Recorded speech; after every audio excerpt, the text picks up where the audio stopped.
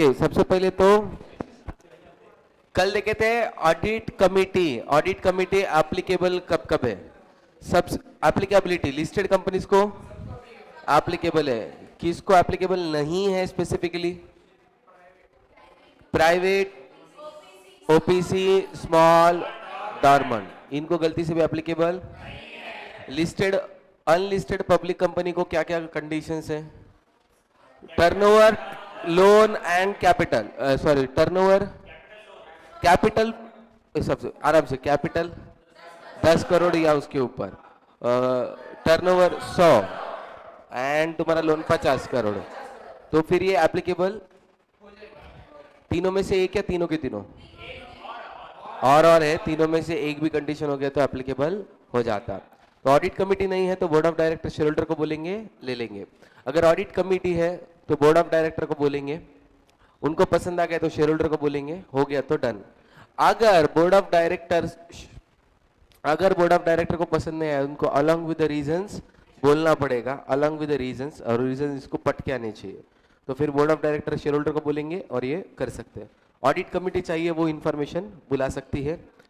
Example मैंने मामा जी और वो दूल्हा ढूंढने का प्रोसीजर बताया था। उसके बाद अपन देखें कि अगर शेयर होल्डर्स के मीटिंग में मतलब दूसरा ऑडिटर ढूंढने का है, रिमूवल ऑफ ऑडिटर या दूसरा ऑडिटर लाना है, तो बोर्ड ऑफ डायरेक्टर के मीटिंग में पहले रेजोल्यूशन लाओ, सेंट्रल गवर्नमेंट को बोलो क्योंकि सीए को निकालना है, छोटी बात नहीं, एडीटी 2, और फिर जनरल मीटिंग में शेयर होल्डर को बोलो बट स्पेशल रेजोल्यूशन के साथ, एंड शेयर होल्डर को ऑडिटर को बोलने का मौका मिलेगा। कब करेंगे ये रिमूवल? अगर ऑडिटर कंपनी या डायरेक्टर या उसके ऑफिसर के साथ फ्रॉडुलेंट डायरेक्टली और इनडायरेक्टली अबेट या कोल्यूड कर रहा है, ये समझ में आया तो निकाल सकते हैं। ट्रिब्यूनल सुओ मोटो कर सकता है, एक आधा पर्सन सेंट्रल गवर्नमेंट को इनको बोल सकता है। अगर ऐसा कुछ लगा तो ट्रिब्यूनल सेंट्रल गवर्नमेंट को 15 दिन में अपॉइंट करने की जिम्मेदारी दे सकता है। उसके बाद अपन आए थे appointment of another auditor other than retiring auditor. पहले कंपनी शेयर होल्डर को मीटिंग भेजेगी, एजीएम है बोल के 21 दिन के, तब शेयर होल्डर का पहले से डिसाइडेड रहता, दो में से एक तो अपने को ये ऑडिटर नहीं चाहिए या दूसरा कोई स्पेसिफिकली, हाँ ये तो नहीं चाहिए बाकी कोई भी चलेगा, या फिर हमको इसकी जगह दूसरा चाहिए, इसे दोनों में से एक रहेगा। फिर वो कंपनी को बोलेंगे, कंपनी ऑडिटर को बोलेगी कि शेयर होल्डर ने ऐसा ऐसा खत लिखा है, फिर ऑडिटर एक रीजनेबल लेंथ का एक रिप्रेजेंटेशन बनाएगा, और फिर ये रीजनेबल लेंथ का रिप्रेजेंटेशन कंपनी एक तो शेयर होल्डर को बांटेगी, अगर टाइम रहा तो, अगर टाइम खत्म हो गया तो मीटिंग में बोलने का मौका मिलेगा। बट अगर सीए इस मौके का गलत फायदा उठा रहा है, ऐसा किसको, कंपनी इसको समझ गया कि ऑडिटर है ना ये पूरा वाट लगाने वाला है, और ट्रिब्यूनल को ये समझा कि हाँ ये सही, तो फिर उसका वो राइट टू स्पीक कट किया जा सकता है। हाँ,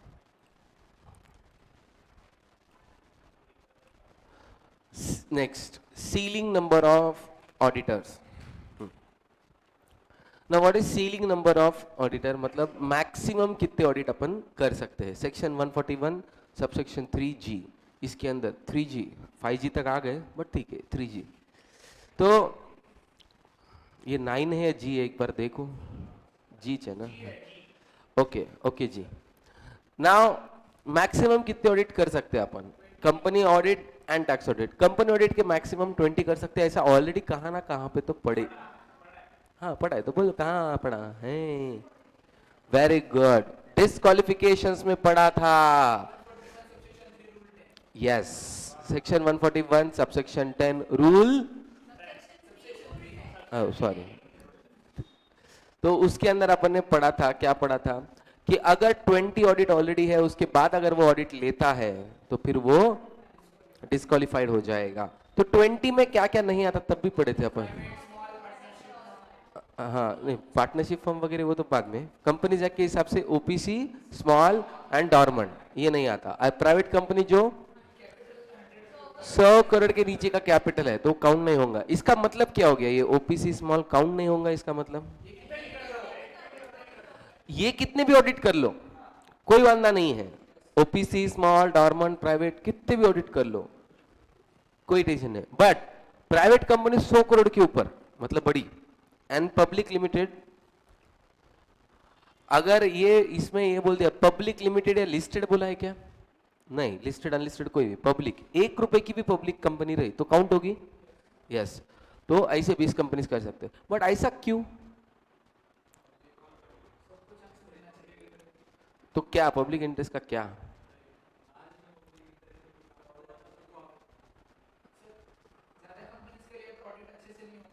हाँ, तो पब्लिक इंटरेस्ट क्या होगा कि वो अच्छे से करना, रिस्पॉन्सिबली करना। तो तुम अगर कम चीजों का काम करेंगे तो अच्छा करेंगे। अगर उसने बहुत सारे ले लिए ऑडिट्स, बहुत सारे अगर ऑडिट ले लिए तो क्या हो जाएगा? कैसे भी करेगा ऑडिट, कैसे भी ऑडिट अगर कर लेगा तो हाँ, तो गलत हो जाएगा और पब्लिक एट लार्ज अफेक्ट हो जाएगी। इसके लिए गवर्नमेंट चाहती है कि वो कम से कम करे, कम मतलब बहुत कम भी नहीं करना, बहुत ज्यादा भी नहीं करना, एक लिमिट जो तुम्हारी कैपेसिटी है उस हिसाब से। ये तो सिर्फ कंपनी ऑडिट की बात चल रही, sole proprietor, partnership, HUF, AOP, ये कितने भी करो। एक्चुअली इनके लॉ ने बोलना चाहिए, बट उनका लॉ है चुप, अपन कुछ भी कर लो, ठीक है। सो ये हो गया लॉ के, कंपनीज एक्ट के हिसाब से स्टैट्यूटरी ऑडिट। अभी शांति से, कंपनीज एक्ट के हिसाब से कहते हैं कंपनी का जब ऑडिट होता है उसको एक नाम मिलना चाहिए, उसको नाम क्या है? Statutory audit. स्टैट्यूटरी ऑडिट मतलब कंपनीज एक्ट के हिसाब से जो ऑडिट होता है उसको स्टैट्यूटरी ऑडिट बोलते हैं। तो इनकम टैक्स के हिसाब से जो ऑडिट होगा उसको क्या बोलेंगे? Income tax audit. तो इनकम टैक्स ऑडिट का नाम है मैक्सिमम, तो टैक्स ऑडिट्स बोलते हैं उसको, इनकम टैक्स ऑडिट को टैक्स ऑडिट्स। तो टैक्स ऑडिट कितने कर सकते हैं अपन? 60 पर CA as per income tax act. तो इन ऑब्वियसली कंपनीज एक्ट ये नहीं बोल सकता कि तुमको कितने टैक्स ऑडिट करना अलाउड है, वो किस में लिखना चाहिए? तो इनकम टैक्स एक्ट में क्या लिखा है? अपन कितने कर सकते हैं? 60 ऑडिट कर सकते हैं। ओके, अब मुझे बोलो कि जीएसटी का ऑडिट अपन कर सकते क्या? यस, ऐसा किसने लिखा है? इनकम टैक्स एक्ट ने। हाँ, तो कंपनीज एक्ट के बारे में बोलेगा, इनकम टैक्स एक्ट के बारे में बोला, और जीएसटी के बारे में बोला। तो जीएसटी को ऑडिट करने का जीएसटी में लिखा है, इनकम टैक्स का इनकम टैक्स में लिखा है, और कंपनीज एक्ट का कंपनीज एक्ट में लिखा है। तो ये लिमिट तुमको पर ये याद रखना पड़ेगा, 60, 20 वैसा। If this provision is not followed, मतलब तुम 60 के ऊपर इनकम टैक्स ऑडिट कर रहे हो या 20 के ऊपर कंपनीज ऑडिट कर रहे हो, तो ICI will consider this as a professional misconduct. ये याद आ रहा क्या इसका? प्रोफेशनल मिसकंडक्ट कहां पे पढ़े थे ऐसा सेम वर्डिंग? Disciplinary action. कब करते डिसिप्लिनरी एक्शन? इसके पहले कब पढ़े?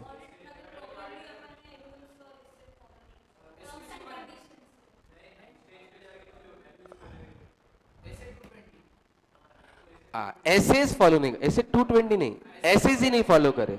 अपन ने इंप्लीमेंटेशन ऑफ एसएस के वहां पे पढ़ा था कि एसएस कंपलसरी सीए को फॉलो करना है, और तब मैंने बोला था कि पीयर रिव्यू होगा, अगर एसएस फॉलो नहीं करे तो डिसिप्लिनरी एक्शन लिया जा सकता है।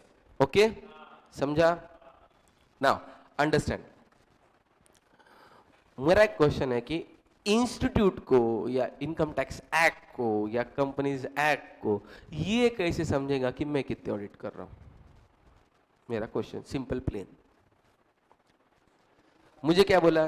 इनकम टैक्स 60 कर सकता, मैं एक्सेप्ट कर लिया, किसको समझा? मेरे क्लाइंट को तो नहीं पता रहता। कौन से पोर्टल पे क्या बोल के जाएगा? डोंट यू, हाँ, और वो एक एक एक एक काउंट करते बैठेंगे।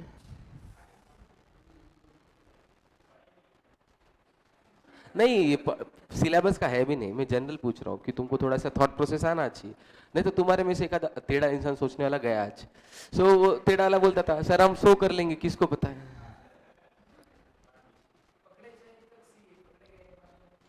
हर एक चीज का आंसर वो नहीं है कि सर पकड़े गए तो चोरी, नहीं तो नहीं। ओके, सो लिसन, आज कल ऑनलाइन आ गया सब। ये मैं बात कर रहा हूँ 8-10 साल से। 10 साल के पहले सब फिजिकल था, मतलब इनकम टैक्स ऑफिस में जाके फिजिकली सीए की टैक्स ऑडिट की कॉपी देनी पड़ती थी। I am not naming the chartered accountants के नाम, बट ये ऐसा होता था। 60 जिसको अलाउड है, अभी तो 60 हो गया, पहले तो 40 ही अलाउड थे, पर सीए 40। 40 के बाद के ऑडिट कौन करेगा? सीए कर देता था, धपा धप साइन मार देते थे एक्स्ट्रा, क्योंकि काउंट कैसे करेंगे, ठीक है। और एक दिमाग क्या लगाते थे, से नांदेड़ में 40, औरंगाबाद में 40, पुणे में 40, मुंबई में 40। नांदेड़ वाला डिपार्टमेंट काउंट कर रहा, हाँ भाई साहब के 40 है, औरंगाबाद वाला इनके 40 है। तो ऐसा होता था, ये गलत नहीं बोल रहा मैं, होता था। बट आजकल क्या हो गया, ऑनलाइन। और आजकल है ना, सीए का सिग्नेचर लगता है एक एनक्रिप्टेड फॉर्मेट में, उसको पब्लिक की एंड प्राइवेट की टोकन। डिजिटल सिग्नेचर कॉन्सेप्ट हुआ कि नहीं? डिजिटल सिग्नेचर कॉन्सेप्ट नहीं हुआ। 12वीं एसपी, 11वीं एसपी, स्पाइस 21 फॉर्म, हाँ स्पाइस 32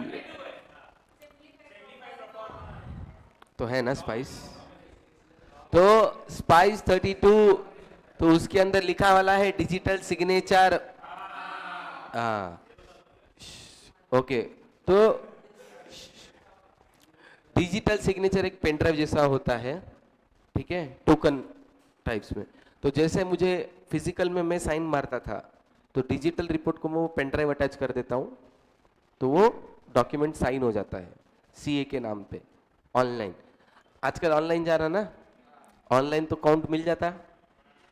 हाँ अभी गलती से भी आगोपना नहीं करना, 60 का 61 हो गया तो क्या हो जाता है, डिस्क्वालिफिकेशन तो बहुत छोटी बात हो गई कि तुम ज्यादा, हाँ तुम्हारा इंस्टीट्यूट के अगेंस्ट डिसिप्लिनरी एक्शन लिया जाए। समझ में आया? तो इनकम टैक्स के कितने अलाउड है और इसके 20। बट एक क्या, फर्म को, सीए को, किसको? ये तो इधर लिखा, इधर दिस लिमिट इज फॉर पर पार्टनर। अब मेरा क्वेश्चन ये है शांति से, मैं बीसीए में पार्टनर हूं, can I be the partner at another firm? Allowed है क्या? यस। मैं अगर एक जगह पार्टनर हूं तो मैं दूसरी जगह भी पार्टनर बन सकता हूं। तो मैं क्या करता हूं, बीसीए में 20 मार देता हूं, उधर जाके 20 मार देता हूं। हाँ तो कॉमन पार्टनर तो उसमें क्या प्रॉब्लम? एक ऑडिट करना अलाउड नहीं, ऑडिट करना अलाउड है ना किधर भी। सेम फाइल उधर नहीं जाना, उसके फाइल अलग है, इसके फाइल अलग है। मैं 20 इधर साइन मार देता हूँ, 20 उधर फाइन मार देता हूँ, चलता क्या? ये क्या दो, पर पार्टनर है, एंड लिमिट इज नॉट पर फर्म पर पार्टनर। अगर मैं 2 जगह हूं तो दोनों मिला के 20। समझे कि नहीं? मैं इधर भी उधर भी हूं, ये इधर बोले दिनेश सर 20 मारो, इधर उधर के सर बोले आप इधर भी 20 मारो। अरे भाई 20 20 40 हो जाएंगे ना। हाँ ऐसा नहीं है, दोनों फर्म के मिला के, इधर 10 इधर 10 मिला के 20। अब याद रखो बीसी में 3 पार्टनर्स सीए, तो टोटल टोटल मैक्सिमम कितने ऑडिट कर सकते? 60। 20 20 20 60 कर सकती है, ये समझा? तुम दिमाग में याद रखेंगे 20 से क्या होता अपना, अटेंशन मतलब पर पार्टनर 20 20 20 20 60। ओके, अगर एक आधा पार्टनर दूसरी जगह हो गया तो ये फर्म का SQC 1 या ऐसे 220 में कहाँ ना कहाँ पे तो कंट्रोल होना चाहिए कि भाई तू किधर उधर कितने कर रहा साइन, पहले वो बता, उस हिसाब से इधर का डिसीजन लिया जाएगा। समझे कि नहीं? हाँ, पर फर्म पर पार्टनर 20। क्लियर हुआ? वैसा इनकम टैक्स का भी है सेम, पर सीए 60। मैं इस फर्म में उस फर्म में तो 30 30 40 20 कुछ भी 60 होना चाहिए मैक्सिमम मेरे नाम के। Limit is calculated at the time of acceptance of the audit. Sir मैं लेते गया बाद में मुझे समझा साल के एंड में कि ज्यादा हो गए। ऐसा नहीं चलता, एक्सेप्टेंस के टाइम में तुमने काउंट याद रखना चाहिए। अगर तुम्हारे ज्यादा हो गए, फर्म लिए जारी बोले, एक पार्टनर है जो गिराइक ला रहा, सॉरी क्लाइंट ला रहा, सो उसको क्या पता कितने हुए, लाए जा रहा 3 पार्टनर थे, लाए जा रहे 70 हो गए ऑडिट। अब बेस्ट है, वैलिड करने के लिए क्या करना, और एक पार्टनर बढ़ा लो, और एक पार्टनर बढ़ गया, वैलिड हो गया। तो तुम ऐसा कुछ लग रहा है कि सी लिमिट ज्यादा हो गई है, एक आधा पार्टनर ऐड करके लिमिट के अंदर ला सकते हो, कोई प्रॉब्लम नहीं. She has to keep record of number of audits in prescribe form. एक प्रॉपर एक फॉर्म रहेगा जिसके अंदर तुमको ये सब चीजें प्रॉपरली मेंटेन करनी है. ये समझा कि नहीं? हाँ. देखो अगर ये 20 का लिमिट टूट गया, कंपनीज एक्ट तो एक्शन लेगा ही लेगा, आईसीआई एक्ट भी लेगा, दोनों लेंगे सीए के. ठीक है, तो ये तो दोनों भी लेंगे, आईपीसी के हिसाब से होगा वो अलग. जेपा ओके. एक छोटा सा क्वेश्चन है, पहले भी मैंने कभी तो भी क्लास में डिस्कस किया है. स्टिल मैंने एक आधे पार्टनर को लिया, भाई साहब सीए नहीं है और गांव भर सीए सीए बोल के छाप दिए. ठीक है, someone who is not a chartered accountant representing himself as a chartered accountant and doing a tax audit or a company's audit, उस इंसान के अगेंस्ट केस तो होगी ऑब्वियस है. कितने रुपए की पेनल्टी आईसीआई लगाती है सोचो, कितने रुपए की? अगर कोई सीए नहीं है और वो सीए बनने की कोशिश कर रहा है, 10-20 लाख. सर करोड़ों की बात होनी चाहिए. The amount is 20,000. If someone who is not a chartered accountant and representing himself as a chartered accountant, ICI के हिसाब से सिर्फ 20, इससे ज्यादा तो सर आप फाउंडेशन की फीस ले दे. तो इतना आगा ऊपर करने से अच्छा सीए का दुकान डालो, सीए का सब लगा दो, 20,000 फाइन दे दो, काम खत्म. काइको इतना, ये पहले बताना सर 11वीं में. इतनी मगजमारी हम इधर तक नहीं करते थे. हाँ, सो ये याद रखो कि आईसीआई एक्ट सीए के ऊपर एप्लीकेबल है, नॉन सीए को नहीं है. He is not a CA but representing as a CA. इसकी वजह से उसको ज्यादा सजा नहीं कर पा रहे. हाँ, आईपीसी के अगेंस्ट जेल वील सब प्रोविजंस है. कंपनीज एक्ट के हिसाब से भी सजा होंगी, इनकम टैक्स ऑडिट करे तो इनकम टैक्स के हिसाब से भी होंगी. सो बट ये बहुत ट्रिक क्वेश्चन है. मेरे को ऐसा लगता था कि भाई इंस्टीट्यूट क्या एक्शन लेती रहेंगी, बाद में पढ़ा मैं 20,000, खुद की इज्जत गई, उसकी तो बच गई, मेरी इज्जत गई, ऐसा लगा मेरे को. ठीक है, so this is not the case, but multiple acts है, मल्टीपल एक्ट के हिसाब से ये होता है. तो ये चीज मेरे को और भी ज्यादा कब समझी, अजमल कसाब नाम सुने हैं? हाँ, दैट, हाँ, तो ये सबको पता है. तो उसके अगेंस्ट जब सुनवाई हुई ना कोर्ट में, आई विटनेसेस थे, सीसीटीवी कैमरास, विटनेसेस पब्लिक छोड़ो, पुलिस वाले खुद थे. सो मतलब जेल होना या जो भी सजा होना वो तो तय था.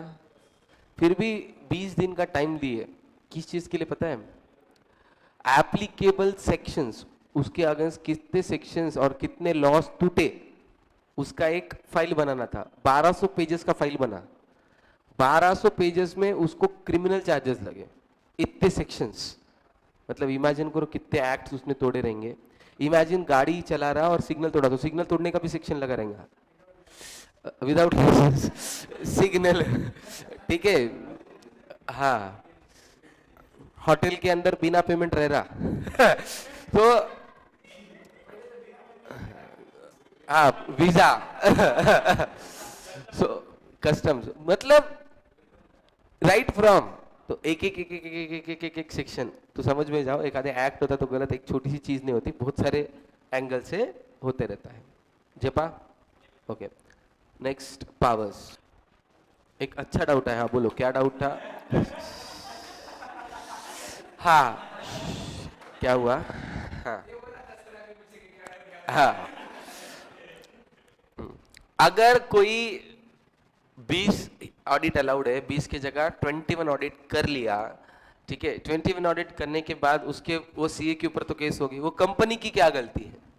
ठीक है, ये क्वेश्चन मेरे को तो पूछे, बहुत अच्छी बात है, मैं तो जवाब दूंगा. बट ये चीज तुमने कंपनीज एक्ट में या इंडियन कॉन्ट्रैक्ट एक्ट में पढ़ी है. इंडियन कॉन्ट्रैक्ट एक्ट में और कंपनीज एक्ट में एक चीज ने उसको प्रोटेक्ट किए वाला है, डॉक्ट्रिन ऑफ, क्या बोलता है पता? अभी समझा? सो लॉ का वहां पे नॉलेज, लॉ, उसको क्या पता है कि अंदर का क्या है?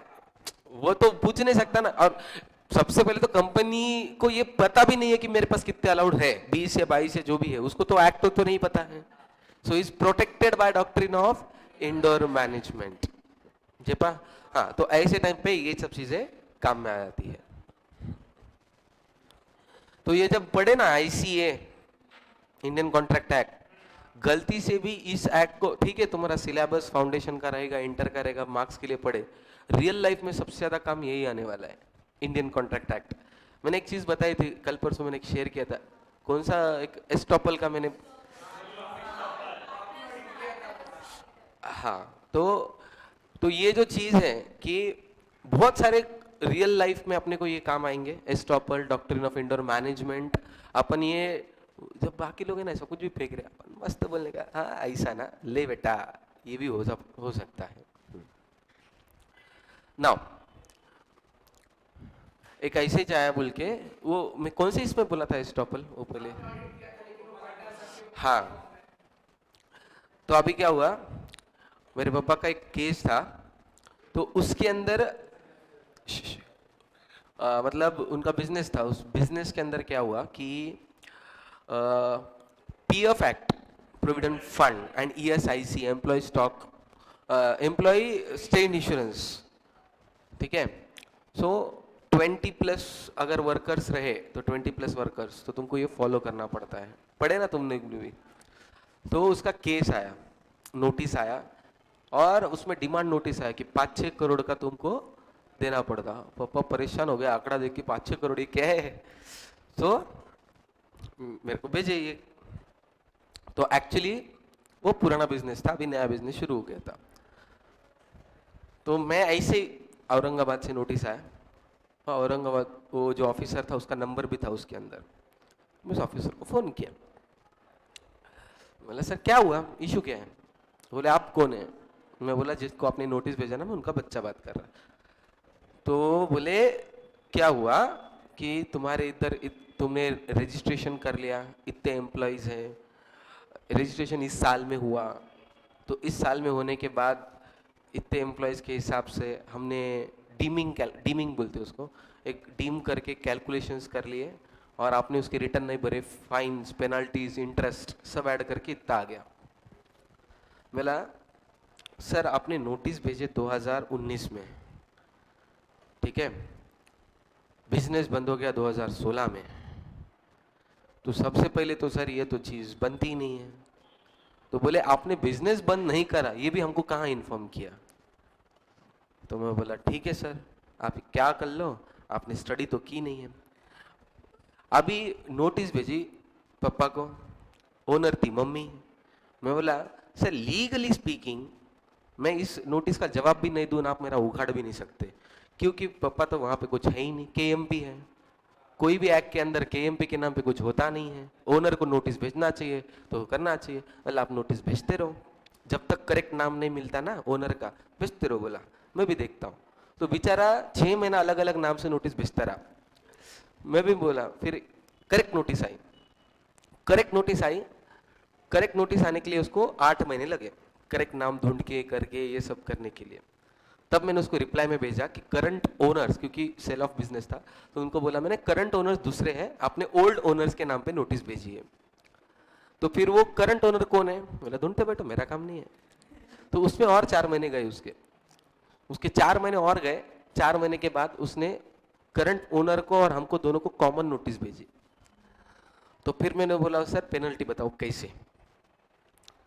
तो पेनल्टी बताओ कैसे, ये जब हुआ कैलकुलेशन, तो as per provident funds act and ESI act के हिसाब से कोई भी, अभी उसमें क्या हो रहा था, अगर प्रीवियस ओनर नए ओनर को बेचता है और नया ओनर कुछ अगर काम नहीं करता है, तो प्रीवियस ओनर की लाइबिलिटी आती है, उसमें ऐसा प्रोविजन था एक्ट के अंदर.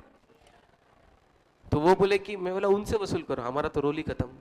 तो वो बोले नहीं, बोले अगर करंट ओनर नहीं काम कर रहा है तो हम प्रीवियस ओनर को भी कर सकते हैं. मैं बोला ठीक है सर, आपने दूसरा भी सेक्शन पढ़ना चाहिए. क्या सेक्शन था कि कितना पीछे जा सकते तुम, कितना पीछे जा सकते, 5 साल, ठीक है. तो 5 साल पीछे जा सकते हैं. और वो मैंने गेम खेला था ना कि करेक्ट ओनर का नाम ढूंढते बैठो, तो 4.5 साल हुए थे जब स्टार्टिंग में आया था उन्होंने. तो 8 महीने होने की वजह से वो 5 साल कंप्लीट हो गए। तो फिर मैंने तब बोला कि सर 5 साल 2 महीने से मिस कर लिया।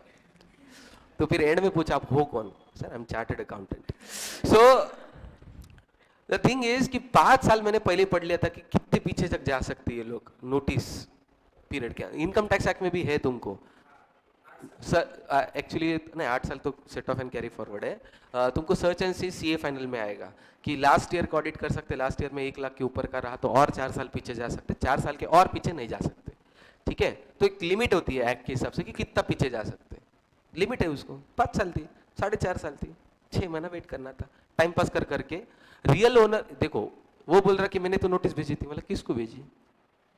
हमको तो पता ही नहीं, हम तो ओनर है ही नहीं। तो जिस ओनर को भेजा उस नाम से करेक्ट नोटिस आने को टाइम लग गया। तो इसके हिसाब से गेम। सो जब तुम ये पढ़ते हो ना ये एक्ट्स एंड ये सेक्शंस एंड पावर्स, तुम ये ना सिर्फ ऐसा टाइम पास के लिए रखते 20 हाँ ठीक है, ऐसा नहीं। हर एक चीज याद रखो कि इसमें से अपने को सामने वाले को कैसा करने का है। अब मैं ये करता भी नहीं था, बट उसने गलत क्या किया, करंट ओनर्स है ना अवेलेबल तेरे को जिसके अगेंस्ट केस लेने का है, चुपीच हरासमेंट बोल के तुम्हारा नाम इनवन रखा है, पैसे कुछ एक्सपेक्टेशंस है, पैसे दे दो मैं तुमको नोटिस नहीं भेजता, उसको वो था मानना। मैं बोला गलत तो 1 रुपया दूंगा नहीं, मैं ओनर तो हूं नहीं, चुपीच मेरे को हरास कर रहा। तो ठीक है तेरे को गेम खेलने का, गेम में भी खिलाता हूँ। तो 8 महीने उसके साथ गेम खेले और वो 1 साल के बाद उसको रिवील करा मैं। तो सर पहले ही बोल देते मैं वैसे ही छोड़ देता। बोला सर नहीं, आप वैसे छोड़ देते थे, वापस से करेक्ट नोटिस भेजते तो मैं क्या कर लेता। तो मेरे को भी गेम खेलना था, गेम खेल लेंगे अपन। ठीक है हाँ, and remember this thing in your life time. बहुत बार ऐसा तुमको लगेगा कि बिजनेस करके या कोई और कोर्स करके तुम बहुत कुछ कमा सकते थे, ऐसा फील आएगा कभी ना कभी तो लाइफ में। बट रिमेंबर वन थिंग, एक अपना नॉलेज, एक छोटा सा नॉलेज कौन से एक्ट में, कौन से सेक्शन में, कहाँ पे पढ़ा वाला तुमको लाइफ में इतने पैसे बचा देगा कि जिसकी कोई सीमा नहीं ही होगी। ठीक है, एक ऐसी चीज करने से रोकेगा कि जिसकी वजह से लाइबिलिटी जो अराइज हो सकती थी वो अराइज नहीं हो रही है। एक ऐसी सिचुएशन में तुमको ऐसा कॉन्फिडेंस देगा कि जब तुमको ऐसा लगेगा कि अगर मैं सीए नहीं होता तो I couldn't have battle this. तो ये सब चीजें, ये तुम्हारी रियल इनकम है। मॉनिटरी तो अलग पार्ट है, नॉन मॉनिटरी भी बहुत सारे बेनिफिट्स है। तो बहुत सारी चीजें सिर्फ नाम सुन के तक तुम्हारे पास नहीं आती है, अरे इनका बच्चा सीए, इनको नहीं खेटने का है। ठीक है, so these things happens and ये तुमको अभी मैं बहुत छोटा, तुम अभी बहुत छोटे तो तुमको समझेंगे नहीं, जब बनेंगे करेंगे तब तुमको ये लगेगा। ठीक है ना, एक सामने से एक्सीडेंट हो गया इमेजिनरी, सामने वाला पुलिस वाला है, गलती उसकी है, तुम क्या करेंगे मेरे को बताओ? चुपचाप पुलिस वाला बोल के छोड़ेंगे ना? गुस्सा भी करेंगे क्या? नहीं। तो एग्जैक्टली सेम ऑन लाइन्स कि भले ही तुम्हारी गलती हो पर तुमको डरेंगे लोग, वो तो अपना रुतबा औरा बहुत कुछ रहेगा। So this is how. और वो चीज जब इस स्टोरी में मेरे मम्मी को बताया, ऐसा मम्मी बोले अपना बच्चा बहुत भारी निकला बोले। So right to access the books. Now अपने राइट्स पढ़ रहे, सेक्शन 143 पावर्स, 143 याद आ रहा? हाँ, ये पावर्स दे रहा। अपने क्या क्या पावर्स है? Special 26 known as power to stop you, ऐसा वो याद रखो ऐसा। तो वो सब वैसे पावर्स है अपने पास। क्या क्या पावर्स है? Right to access the books and vouchers, ये तुम्हारे मॉड्यूल में सेम लाइन से शायद, तो उसको अंडरलाइन कर लियो कीवर्ड्स।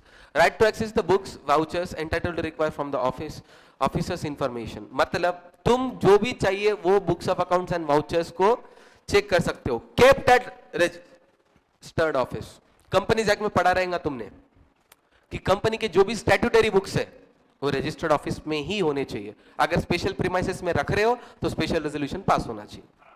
तो रजिस्टर्ड ऑफिस में जाके तुम चेक कर सकते हो, no problem. Entitled require from the officer of the company such information, underline the word information.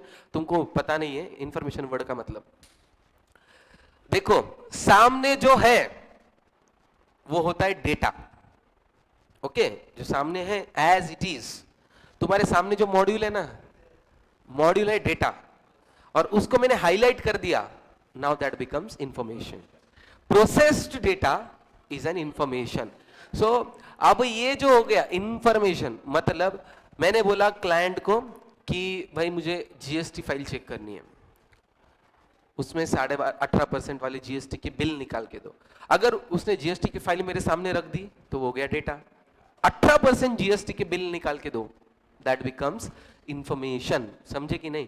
तो अगर मैंने क्लाइंट को बोला कि 18% वाले निकाल के दो, क्लाइंट बोल रहे हैं मेरा काम नहीं है, तुम तुम्हारा करो, ऐसा section 143 subsection 1 I was right to get a information. तो मैं उसको जिस फॉर्मेट में चाहिए उस फॉर्मेट में मैं मंगा सकता हूं। ये समझे कि नहीं? हाँ, क्लाइंट अगर ज्यादा वच किया तो तुम्हारे पावर्स तुम्हारे सामने पता होना चाहिए। As per noted section 2 subsection 59 या subbit 59, ऑफिसर इंक्लूड्स, अभी कौन से ऑफिसर से मैं इंफॉर्मेशन ले सकता हूं? ऑफिसर इंक्लूड डायरेक्टर, मैनेजर, की मैनेजरियल पर्सन और any person in accordance with those whose direction or instruction the board of directors or any other director accustomed to act. What do you know by the word accustomed to act? Underline करो, accustomed to act. Very good, उसके हिसाब से चलना पड़ता है। अब जैसे घर के अंदर छोटे मोटे डिसीजन मम्मी लेती है, बड़े बड़े डिसीजन पापा ले लेते हैं।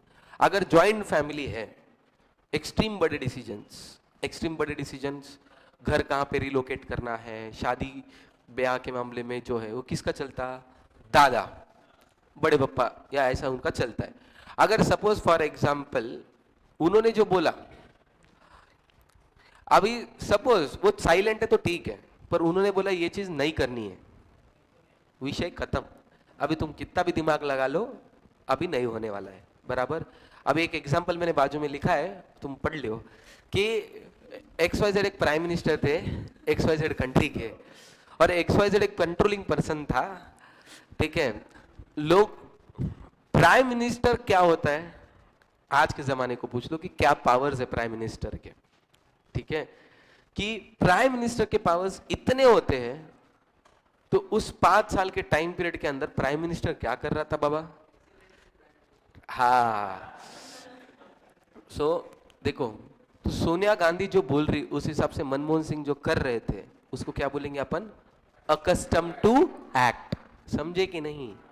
इच्छा नहीं है फिर भी करना पड़ रहा है, तो ऐसे पर्सन अकस्टम टू एक्ट। अभी ये सब ध्यान में रखो कि तुम्हारे पास कौन सा पावर है। इस ऑफिसर से क्या कर सकते हो? तुम इंफॉर्मेशन ले सकते हो, मतलब तुम board of directors, manager and की पर्सन या ऐसा पर्सन जिसके ऊपर ये सब चीजें चल रहे, इन सब को बुला के इंफॉर्मेशन ले सकते हो क्या? Being a chartered accountant, yes you have that power. मतलब मैं बोर्ड ऑफ डायरेक्टर के केबिन में घुसूं और बोल रहा हूं ये चीजों का डेटा चाहिए, मांग सकते? मांग सकते, कोई रोक नहीं सकता। All the books and vouchers, हाँ, और कौन से बुक्स? फाइनेंशियल हो, स्टैट्यूटरी हो और स्टैटिस्टिकल हो, मेमोरेंडम बुक्स हो, इन्वेंट्री बुक्स, कॉस्टिंग रिकॉर्ड, इस कोई भी चीज जो कंपनी मेंटेन करती हो वो सब चीजों का मैं डेटा मांग सकता हूं। कॉस्टिंग रिकॉर्ड्स भी बोला है, बहुत इंपॉर्टेंट चीज है ये। क्यों कॉस्टिंग? कॉस्टिंग ये डेटा सबसे ज्यादा सीक्रेट होता है। हाँ, पूरा प्रॉफिटेबिलिटी समझ में आता है, तो chartered accountant costing record check कर सकता है क्या? Answer is yes. ट्रू और फॉल्स में आया तो ये बहुत इंपॉर्टेंट चीज है। Yes, a statutory auditor can check the cost audit books.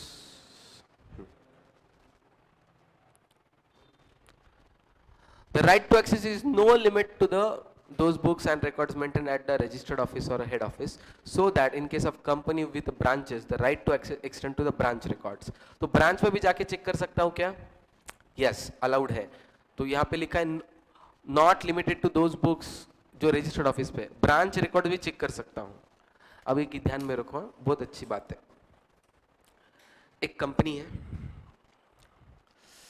उसका एक ब्रांच दुबई में है, तुम ऑडिटर है इंडियन कंपनी के, सो इनडायरेक्टली तुम्हारे पास पावर है कि दुबई ब्रांच पे जाके उसके रिकॉर्ड चेक करने का। यस, तुम क्लाइंट को क्या बोलना? मुझे दुबई जाना है। वो बोल रहेगा क्यों? मेरे को चेक करना है। बोले तुमको इंडिया का ऑडिटर बनाया है।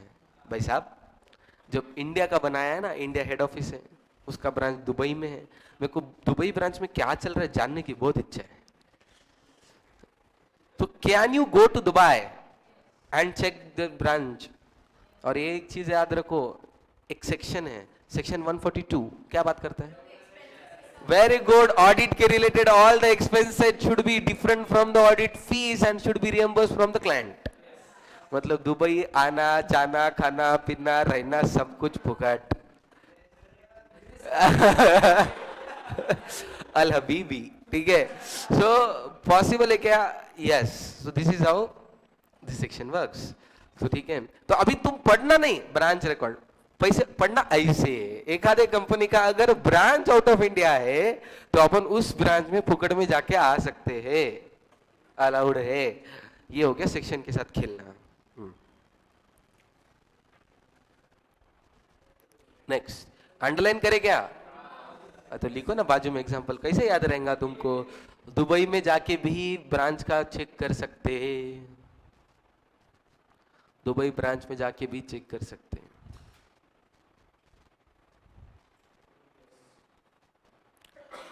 और लिख दो सेक्शन 142 के हिसाब से खर्चा भी कंपनी उठाएगी।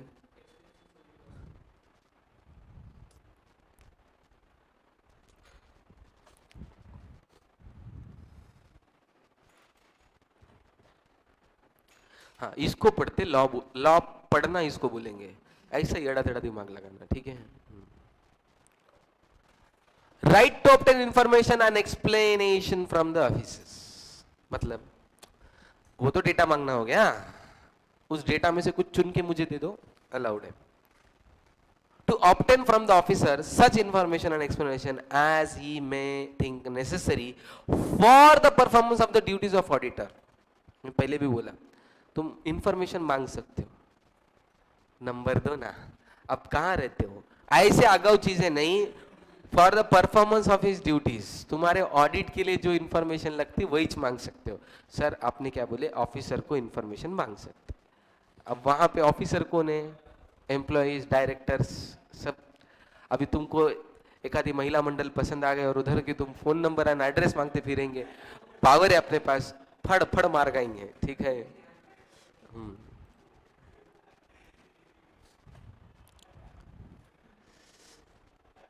In the absence of such power, auditor would not be able to obtain details of amount collected by the directors etc from any other company. तो ये इंफॉर्मेशन मुझे पता है, मतलब इंफॉर्मेशन लेना अलाउड है, इसकी वजह से क्या क्या पॉसिबल है, अदरवाइज क्या नहीं कर सकता था मैं। तो मेरा जो कंपनी का डायरेक्टर है वो from any other company firm as well as benefits of kind are delivered to the director from the company which may not be known to the examination of the books. मेरा direct, एक company का director दूसरे company का भी director हो सकता है क्या? यस। तो उसको दूसरे कंपनी के डायरेक्टर के पोस्ट पे क्या मिल रहा है, वो क्या कर रहा है, वो इंफॉर्मेशन में निकाल सकता था क्या? अदरवाइज नहीं, ये इंफॉर्मेशन का पावर है इसलिए मैं ले रहा हूं। तो मैं इस कंपनी के डायरेक्टर को ये पूछ सकता हूं कि तुझे उस कंपनी में कितना मिल रहा है। पॉसिबल है कि वो दूसरी कंपनी में ज्यादा मिल रहा है, इसकी वजह से इस कंपनी में कॉम्प्रोमाइज कर रहा है। तो ये मैं कैसे निकालूं? बात करके, और बात करना अलाउड है क्या? अलाउड है। तो यहाँ पे इस सेक्शन में लिया है। हाँ, it is for the auditor to decide matter in respect of the information and explanation is required by him. When auditor is not provided with the information required by him or in denied the access of the books, his only remedy would be report to the members. तो ये underline करो, denied the access मतलब अपने को मना किए, दूल्हे को मना करे, शादी के दिन हाँ अब बवाल आता, तो वैसा अपन किसको करेंगे? Report to members. देखो सीए के पास एक ही चीज है, सब चीजें मांगता, कुछ भी नहीं मिला तो बच्चे जैसा रोता और एक ही धमकी देता। एक्चुअली दो धमकियां देता, एक तो मैं रिपोर्ट में लिखूंगा, नहीं तो मैं ऑडिट छोड़ के जा रहा हूं, जाओ ये गेम में नहीं खेल रहा, ठीक है। तो दो ही रोना है उसके पास। और वो गेम छोड़ के जा रहा, मतलब मैं ऑडिट छोड़ के जा रहा हूं, तो क्या हो जाएगा? शेयर मार्केट में क्रैश आ जाएगा, तो वो डरेगा। और रिपोर्ट में भी आ गया तो भी उसको दिक्कत होगी शेयर मार्केट में। तो इसके जैसे ये दो सपने ब्रह्मास्त्र है। क्या? एक तो रिपोर्ट, नहीं तो हाँ छोड़ के जाएंगे audit. Right to receive notice and to attend general meeting. The auditor of a company are entitled to attend any general meeting of the company, right? हाँ, तो ये IMP रिगार्डिंग तो एग्जाम में आएगा. कौन सा कैसे आएगा ये भी बोलूंगा. IMP मार्क करो उसको. Right to receive.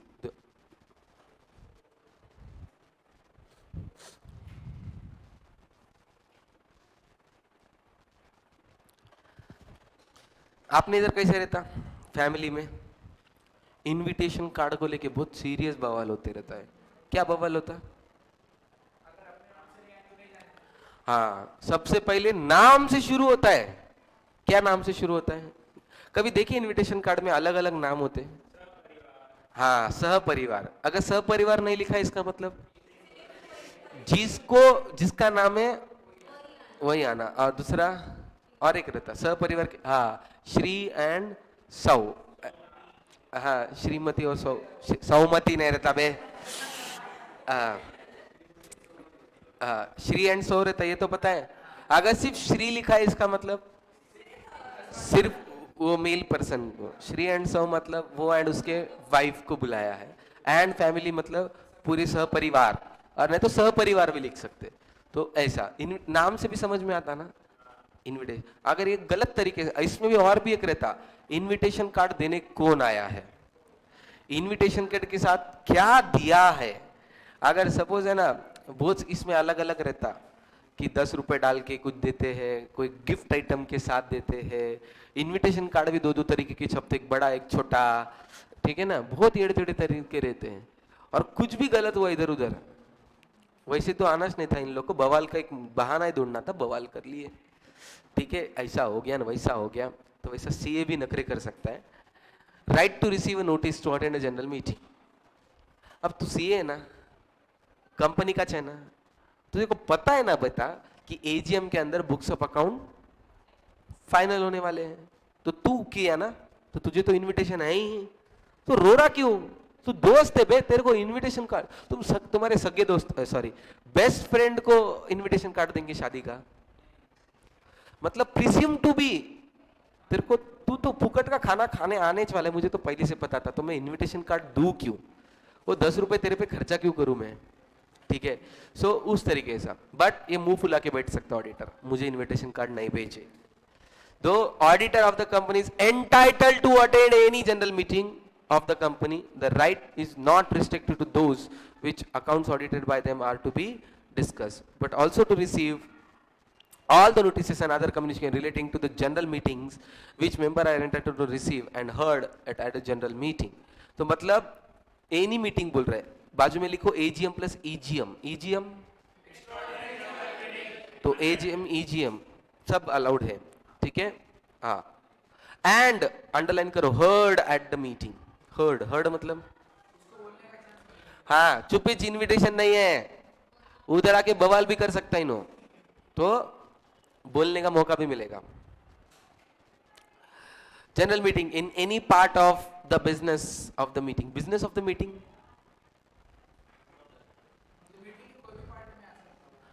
Business of the meeting मतलब अजेंडाज. अजेंडा को बिजनेस ऑफ द मीटिंग भी बोल सकते वर्ड. तो कोई विथ हाँ विच कंसर्न्स देम एज ऑडिटर. देखो बोलने का अधिकार है, मतलब कोई भी चीज में बकबक नहीं करेगा ईशाना. ऐसे एजेंडा जो उसको कंसर्न करते हैं, अंडरलाइन कंसर्न्स, रिलेटेड मैटर में ही बोल सकता है. अभी सपोज प्रेफरेंस शेयर होल्डर्स को बुलाए मीटिंग में, उनका डिविडेंड 10 का 8 कर रहे, कम कर रहे. Preference share holder special resolution दे रहे, ऑडिटर चिल्ला रहा ऐसा नहीं कर सकते. तेरे को क्या है बे, कंसर्न है क्या तेरा? नहीं, हमको पावर है. पावर नहीं है, बोलने का अधिकार है, बट कब कंसर्न, तुझे कंसर्न करता है तो, अदरवाइज नहीं. सेक्शन 146 अभी देखो, अपन ने स्टार्टिंग में पढ़ा था पूरे सेक्शंस. 139 दूल्हा, 141, 142 याद आ रहा कि नहीं? पढ़े ना. तो 146 में पढ़े थे कि अलॉन्ग विद दिस अपने को और क्या क्या करना पड़ता. हाँ, 146 of duties of the company discuss right as well as duty of the auditor accordance with the section 146. तो ये याद रखो, 143 ने राइट दिया है किस चीज का, कि एनुअल जनरल मीटिंग या कोई भी जनरल मीटिंग का इनविटेशन तुमको मिलना चाहिए और कंसर्न मैटर पे तुमको बोलना चाहिए। पर 146 ने क्या बोला है, ये एग्जाम में क्वेश्चन आने वाला है इसलिए इतना टाइम दे रहा हूं। 146 ने बोला है कि right as well as duty. Now understand, duty बोलते ही क्या फर्क पड़ता है? Very good. राइट मतलब है कि मुझे इनविटेशन कार्ड आना, एंड ड्यूटी मतलब अब तो जाना ही पड़ेगा। You understand this? मैं रो रहा हूं मुझे इनविटेशन कार्ड नहीं आ रहा, मेरा राइट है, तो शाने अगर इनविटेशन कार्ड आया ना तो जाना भी पड़ेगा। अगर तुम्हारे शादी में तुमने किसको बुलाया रिलेटिव नजदीक वाले और वो रिलेटिव्स नहीं आए तुम्हारे शादी में, तो जैसा वो गुस्सा होते थे कि इनविटेशन कार्ड नहीं भेजे, तो अपनी फैमिली भी गुस्सा होंगी कि नहीं? हाँ, हमने इतना करे, तुम आए नहीं हमारे शादी में, अभी हम भी तुम्हारे शादी में नहीं आते। दोनों तरफ से टैली बजेगी। सो याद रखो, राइट एंड ड्यूटी दोनों है, अंडरलाइन करो राइट एंड ड्यूटी, और उधर लिखो कंपलसरी जाना पड़ता है। अगर बुलावा आया है तो जाना तो पड़ेगा ही। हाँ वही वही वही, इसीलिए अपन एक पैराग्राफ पढ़ेंगे, उसमें सब है अपने पास आराम से। तो ये मत पकड़ो किसी को, अपने को इनविटेशन, अबे शाने जाना भी पड़ेगा। All the notices and other communication relating to any general meeting shall forward to the auditor of the company. The auditor shall, unless otherwise exempted by the company, underline, unless otherwise exempted by the company, attend either by himself or through his authorized representative, who shall be qualified to be an auditor, any general meeting, and shall have the right to be heard in such meeting as a part of business which concerns to the auditor. मतलब exempted को करो, authorise representative, qualified as auditor को। हाँ, इसका मतलब बोलो पहले।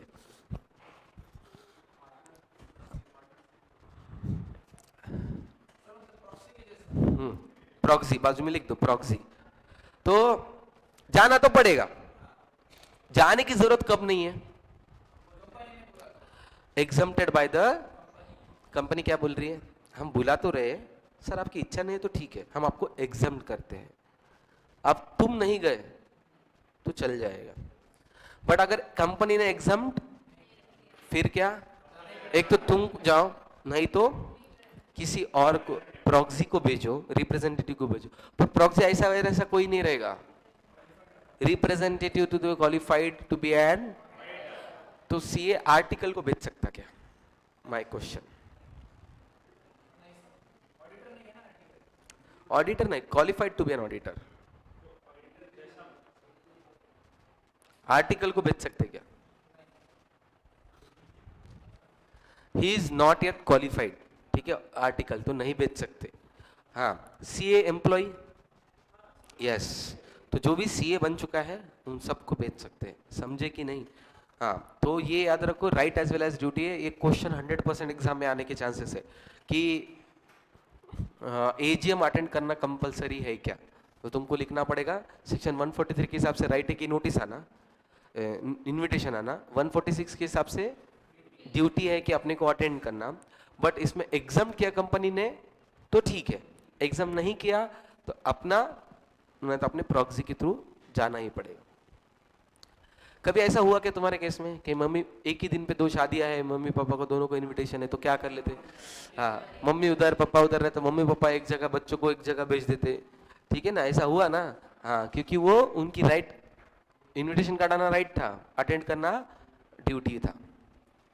Thus, it is a right of the auditor to receive the notice and other communication related to general meeting, but it is the duty of auditor to attend the same through his authorized representative unless otherwise exempted. तो ये तुमको exam में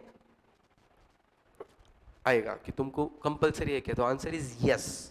उसको option भी दे दो luggage, proxy available है तो exam करवा लो खुद को। Right to report to the member of the company on accounts examined by him, मतलब रिपोर्ट टू द मेंबर। अब शांति से, अपना अपॉइंटमेंट कौन कर रहा है बीइंग ऑडिटर? ऑडिट कमिटी ने क्या किया था? बोर्ड ऑफ डायरेक्टर को। अब बोर्ड ऑफ डायरेक्टर ने किसको बोला? सेंट्रल गवर्नमेंट नहीं रे बाबा, एजीएम में बोला ना मेंबर्स को, तो अल्टीमेटली अपॉइंट कौन कर रहा अपने को? मेंबर्स कर रहे ना, ये समझा कि नहीं? तो मतलब अपने अन्नदाता कौन है? शेयर होल्डर्स है, बोर्ड ऑफ डायरेक्टर नहीं है। तो अगर मेरे जो भी रिपोर्ट है वो किसको करूंगा मैं? मेंबर्स को करूंगा, शेयर होल्डर्स को करूंगा, और ये मेरा राइट है। बोर्ड ऑफ डायरेक्टर आके क्या बोल रहे हैं? तेरे को जो भी मिला ना दोनों में निपटा देते हैं, शेयर होल्डर तक जाने की क्या जरूरत है, तेरा फीस मैं दे देता हूं। तो ये याद रखो, it is your right as well as duty to report to the member. एक घर में जो हर घर में झगड़ा होता है, दीदी और भैया का झगड़ा हो गया, अपन कुछ भी टच भी कर लिए, दीदी जाती है रोती रोते, पप्पा, ठीक है, हाँ, तो पप्पा इज लाइक अ मेंबर, दीदी इज लाइक ऑडिटर, सब बता दे दाब दाब दाब, और जो हुआ नहीं हुआ वो भी, हाँ, मिर्च मसाला लगा के एकदम बॉलीवुड। हाँ, उन्होंने ऐसा मारा में उड़ उड़ के गिरी। हाँ, company on the accounts examined by him and every financial statement, which are required by under the act laid before the company's act general meeting shall, after taking into account the provisions of the act, accounting and auditing standards, the matter which are required to be included in audit report under the provisions of the acts or the rules made thereunder, blah blah blah, the best of information, ये underline करो, to the best of his को underline, double A box, his, to the best of his information and knowledge, मतलब तुमको books of account check करने हैं, give true and fair view, his information and knowledge, तुम्हारे सामने books रखे, तुम check करे, तुम चेक करने के बाद तुम दे रहे हो, तो ये best of his information and knowledge, इसका बहुत बड़ा इंपॉर्टेंट मतलब होता है इस हिज वर्ड की वजह से। कंपनी में फ्रॉड हुआ, ए बुक्स, कंपनी मेंटेन कर रही है ए बी बुक्स, ठीक, फ्रॉड हुआ ए में, कंपनी के पास बी बी बुक्स है, दोनों मिला के बुक्स ऑफ अकाउंट बनते हैं। ऑडिटर को सिर्फ बी बुक्स पता है, ए बुक्स नहीं पता है। मैंने क्या चेक किया? बी, बी कैसा है? सब कुछ अच्छा है। ऑडिटर ने बोला अच्छा है, बाद में फ्रॉड पकड़ा गया, फ्रॉड किधर मिला? ए में। सीए को बोला क्या कर रहा तू? अब मैं क्या बोलूंगा? देखो, best of his information and knowledge, मेरे सामने जो रखा गया उसके हिसाब से मैंने ओपिनियन दिया। मैंने ये नहीं बोला कि सब कुछ सही है, मैंने क्या बोला? जो मेरे सामने रखा है वो सही है। अब मेरे सामने नहीं रखा और उसमें गलत हो सकता है तो मैं क्या कर सकता हूं? तो ये चीज ध्यान में रखो, जो चीज तुम्हारे सामने है ही नहीं वो चीज का तुम ओपिनियन देंगे कैसे? हाँ, तो इसके लिए एक इमेजिनरी तुम्हारे सामने एक चीज रखनी है, बहुत बार बार आएगी। सपोज मैं यहाँ पे हूँ, एक म्यूजियम में हूँ, ठीक है, म्यूजियम में बहुत सारे हीरे या पेंटिंग्स वगैरह हैं, ठीक है, एक हॉलवे है, सामने एक पेंटिंग है, पीछे एक पेंटिंग है, और मैं इस पेंटिंग को देख रहा हूँ। इस पेंटिंग को देखते वक्त पीछे वाली पेंटिंग चोरी हो गई, पीछे वाली पेंटिंग चोरी हो गई, आई एम द इंस्पेक्टर, ठीक है। वारदात के समय मैं प्रेजेंट था ना, तो पुलिस ऑफिसर को गलत पकड़ा जाएगा क्या? The answer is no. Auditor के एंगल से ऑडिटर क्या बोलेगा? मैं इस पेंटिंग को देख रहा था, इस पेंटिंग में चोरी नहीं हुई, मेरे पीछे वाली पेंटिंग चोरी हुई जिसको मैंने देखा ही नहीं। तो ऑडिटर जो बुक्स ऑफ अकाउंट चेक करता है उसमें ही फ्रॉड नहीं निकलना चाहिए। जो बुक्स चेक नहीं करे उसमें फ्रॉड निकला तो ऑडिटर रिस्पॉन्सिबल। ये समझा कि नहीं? थोड़ा सा इमेजिनरी पिक्चर कि जिस बुक्स को तुम देखेंगे, जिसको तुम देख रहे हो, उसमें अगर गलती निकली तो तुम रिस्पॉन्सिबल है, अगर नहीं है तो नहीं है। इसकी वजह से वर्ड्स क्या है? हिज इंफॉर्मेशन, उसको जो इंफॉर्मेशन था उस हिसाब से कोई गलत नहीं है। जेपा financial statement give true and fair view of the statement of the company's affairs as at the end of its financial year and profit cash flow blah. तो अंडर ये लिख लो, उसके हिसाब से सब सही होना चाहिए, उसके हिसाब से। जरूरी नहीं कि रियल में बुक्स ऑफ अकाउंट में सब कुछ सही चाहिए।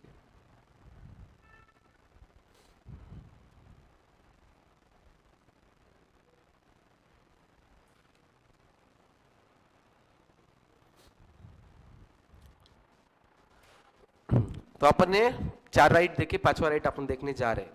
पहला है एक्सेस टू द बुक्स, बाद में इंफॉर्मेशन, नोटिस एंड अभी हाँ रिपोर्ट टू द मेंबर। अभी पांचवा है, ये भी इंपॉर्टेंट है, पांच में से तीन दो राइट इंपॉर्टेंट है, राइट टू लीन और लियन। तो राइट टू लीन क्या है ये पहले पता रहेगा लॉ में, बोलो राइट टू लीन क्या है।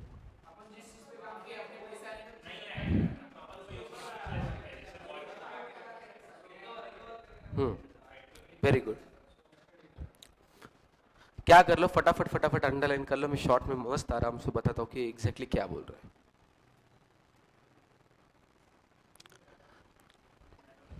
हाँ, lawful possession of somebody else's property on which work may retain the property for non-payment.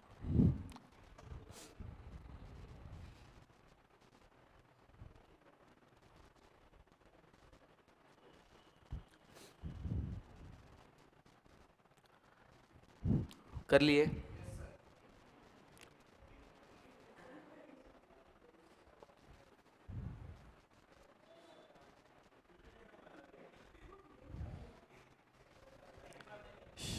हाँ, ओके, अंडरस्टैंड। लीन मतलब जैसा तुमने बोला, एक आधे काम तुमने किया है, फीस नहीं आई है, तो जब तक मैं बुक्स ऑफ अकाउंट रख सकता हूं। तो इसमें इंपॉर्टेंट वर्ड्स क्या क्या रखना चाहिए? लॉफुल पोजेशन, तुम जबरदस्ती किसी के घुस के ऑफिस में जाके नहीं ले सकते हो। ओके, लॉफुली तुम्हारे पास आनी चाहिए वो प्रॉपर्टी, उसके ऊपर तुमने काम भी करना चाहिए। ठीक है, अगर उसका नॉन पेमेंट हुआ है, जो काम किए हो, जिस चीज के ऊपर काम नहीं हुआ उसका पेमेंट नहीं हुआ है, तो फिर तुम एक्सरसाइज लीन कर सकते हो। से फॉर एग्जाम्पल, क्लाइंट तुमको फीस नहीं दे रहा, तुमने तुम्हारे आर्टिकल को बोले एक फाइल उठा के लेके आ उसके ऑफिस में से, अपन उसको फाइल नहीं देंगे, चलता क्या? नहीं नहीं नहीं नहीं, वो नहीं है, लॉफुली नहीं है, लॉफुल पोजीशन नहीं है, उसने उठा के लेके आया, अलाउड नहीं है। क्लाइंट ने खुद होके तुम्हारे ऑफिस में लाके रखी, ठीक है, जीएसटी की फाइल्स, तुमने उसका इनकम टैक्स ऑडिट कर लिया, इनकम टैक्स की फीस नहीं दे रहा, इनकम टैक्स की फीस नहीं दे रहा बोल के तुमने जीएसटी की फाइल रोक के रखे, नहीं चलता। जिस चीज के ऊपर काम किया है वही चीजें रखना अलाउड है, ये समझा कि नहीं? हाँ, तो बाजू में कहाँ पे जगह है तो लिखो, आर्टिकल उठा के नहीं लेके आ सकता, कॉमा, जीएसटी का फीस नहीं दिया बल्कि इनकम टैक्स के डॉक्यूमेंट रोक के रख रहे, अलाउड नहीं है।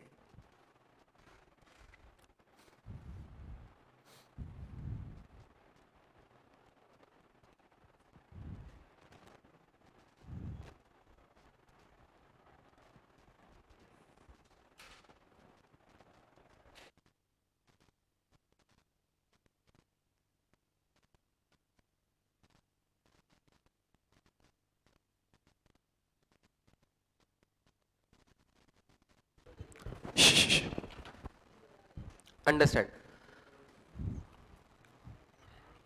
मेरे पास एक क्लाइंट है, दो सगे भाई होगा, पहले भाई ने सब कुछ पेमेंट दिया, दूसरे भाई ने कुछ भी पेमेंट नहीं दिया, तो एक ही फैमिली के, मैंने दूसरे भाई के बुक्स ऑफ अकाउंट रोक लिए,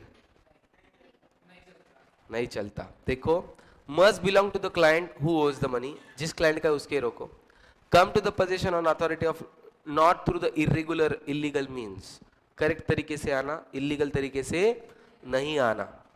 can return if the work is done on the documents, income tax का काम किया तो इनकम टैक्स की फाइल ही रोक सकते हो, जीएसटी का काम किया तो जीएसटी की फाइल ही रोक सकते हो, दूसरे नहीं।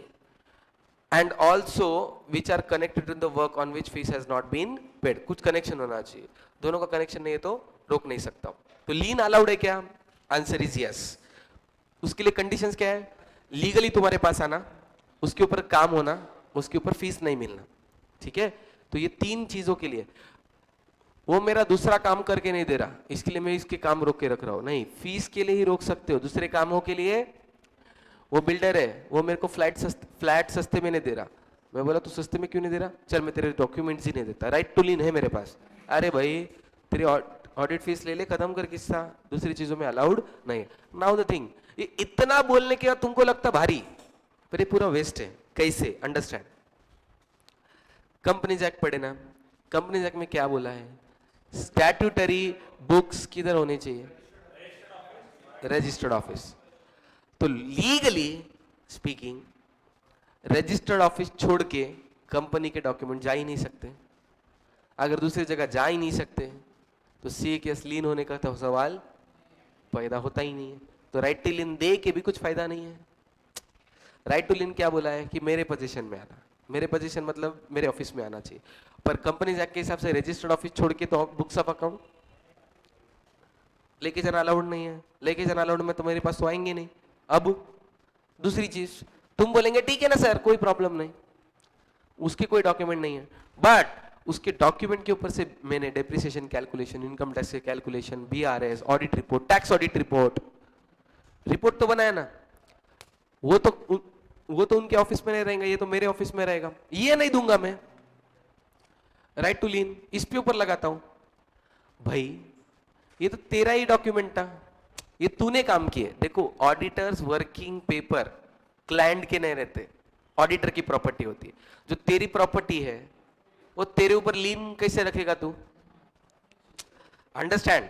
कंपनी के डॉक्यूमेंट रजिस्टर ऑफिस छोड़ के आ नहीं सकते, तो right of lien doesn't arise.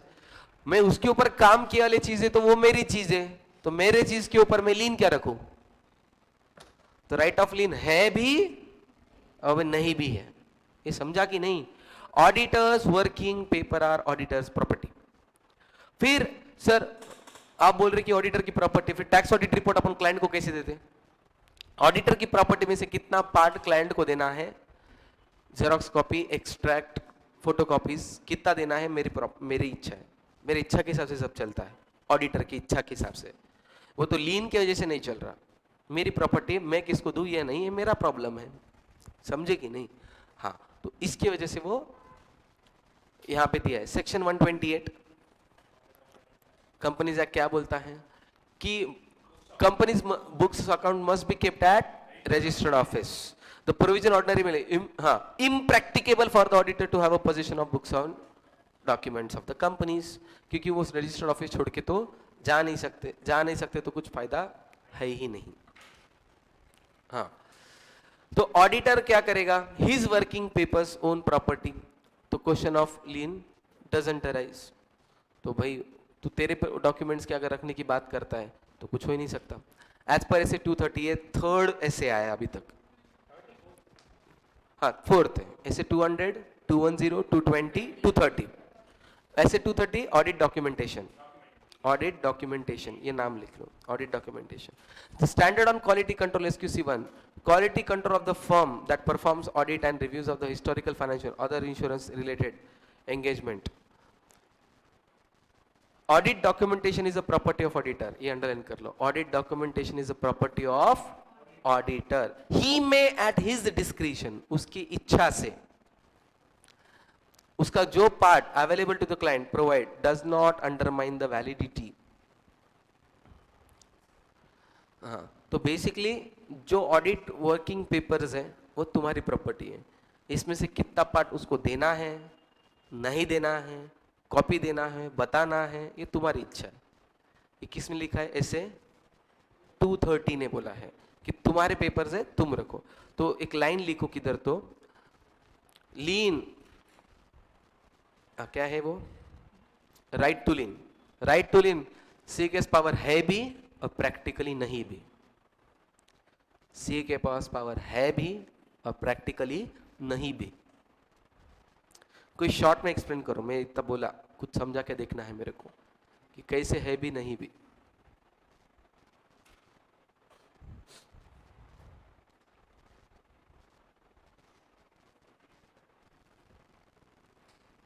पढ़ो और बोलो।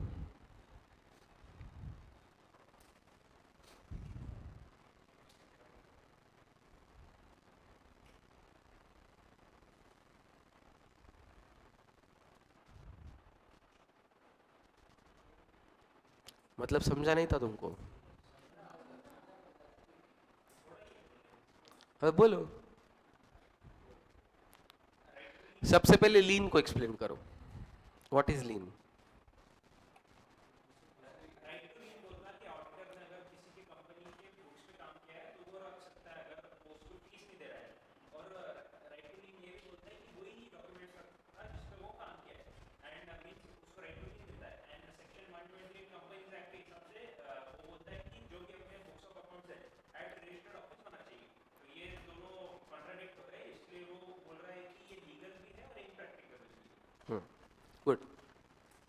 लीन बोलता है कि तुम्हारे पास ऑडिट कंपनी के बुक्स ऑफ अकाउंट्स लीगली तुम्हारे पास आने चाहिए, तुमने उसके ऊपर काम करना चाहिए, अगर उसके ऊपर की फीस नहीं आई तो फिर वो तुम्हारे पास रख सकते हो। But section 128 of the companies act क्या बोलता है कि कंपनी की बुक्स अकाउंट रजिस्टर्ड ऑफिस पे होना, तो इनडायरेक्टली इम्प्रैक्टिकल बना देता है कि कंपनी के कोई भी डॉक्यूमेंट्स तुम्हारे पास लीगली आए, लीगली तो आ नहीं सकते, भले ही काम किया फीस नहीं आए तो तुम कुछ नहीं कर सकते। तो तुम बोल रहे हो कि ठीक है उस डॉक्यूमेंट के बेसिस पे मैंने जो डॉक्यूमेंट्स बनाए वो नहीं दूंगा, वो तो वैसे भी तुम्हारी प्रॉपर्टी एज पर ऐसे 230 ऐसे 230 ऑडिट के वर्किंग पेपर्स, ये तुम्हारी प्रॉपर्टी है, तुम्हारी प्रॉपर्टी है, तुम उसको कैसे एक्सट्रैक्ट देना क्या देना है वो तुम्हारा डिसीजन है, उसके ऊपर लीन का तो क्वेश्चन अराइज ही नहीं होता। ओके, ये भी आईएमपी है, एग्जाम में पूछे जाने जैसा, समझा? Okay, will stop it here. Article को मतलब किस तरीके से?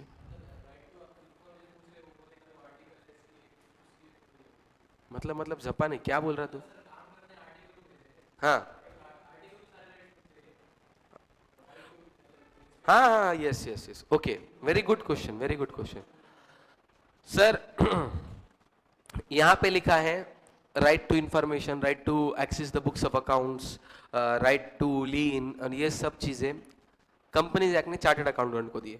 सीए तो ऑडिट को जाता नहीं सर, जाता तो आर्टिकल है, तो फिर आर्टिकल को ये पावर्स है क्या? Very good question. आर्टिकल को ये पावर्स नहीं है, बट आर्टिकल जब ऑडिट करने जाता है he is a representative of CA. Indirectly जब तुम प्रॉक्सी बोल के जाते हो तो प्रॉक्सी को right to speak in the meeting है, तो उस तरीके से राइट इनडायरेक्ट आर्टिकल को ऐसा नहीं है, but article as a representative of CA जा रहा है, इसके वजह से उसको भी इनडायरेक्टली राइट्स मिल जाते। बट अगर कंपनी उसके अगेंस्ट कोई ऑब्जेक्शन ले रही है तो नो प्रॉब्लम, सीए 1 घंटे के लिए जाते हुए पर्टिकुलर टाइम पे जाके वो चीजें कर सकता है, ठीक है? तो as a article I don't have that powers, but as a representative of auditor I am a capable. मैं कोई भी ऐरा गैरा नहीं हूँ, सीए फाइनल स्टूडेंट हूँ, आर्टिकल हूँ, उसका ऑफिस का हूँ, तो एज अ रिप्रेजेंटेटिव प्रॉक्सी बोल के जा रहा हूँ, इसके लिए मुझे राइट्स मिल जाते हैं।